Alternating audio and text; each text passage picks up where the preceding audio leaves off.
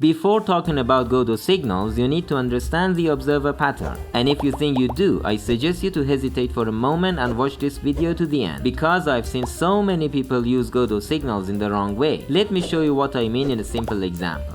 Let's say we have a player and a death zone. If the player touches the death zone, he dies. You may be tempted to do it like this. Make a death zone consisting of an area 3D node and a collision shaped 3D as its child.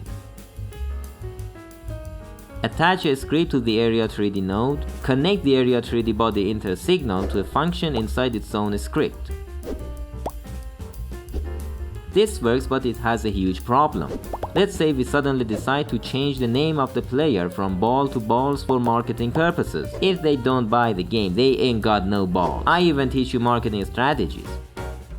Now we need to change code. Everything breaks because of some stupid name change. We have created dependencies and we are breaking the holy reusability. Here is the solution. We must first understand what the responsibilities of each object are.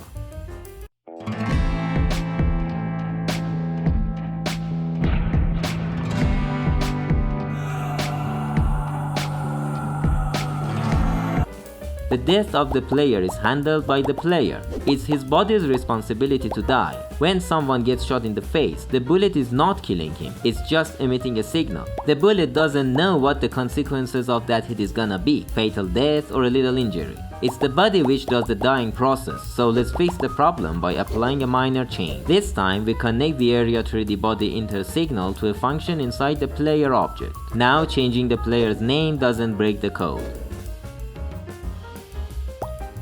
Most importantly, we have now maintained reusability. It even works in other projects. As a side note, I intentionally didn't use the generated name because the function's name must not depend on the death zone name. The player may die for all kinds of collisions. It's just better to have a dedicated function die on contact to handle all types of deathly collisions. That was a simple example, but I think it depicts the whole purpose of the observer pattern and object-oriented design. If you get a brain freeze every time you try to apply these concepts, don't worry. I'm gonna keep making tutorials and I'm gonna do things in the proper way. Thank you for watching and I'll catch you up in the next video.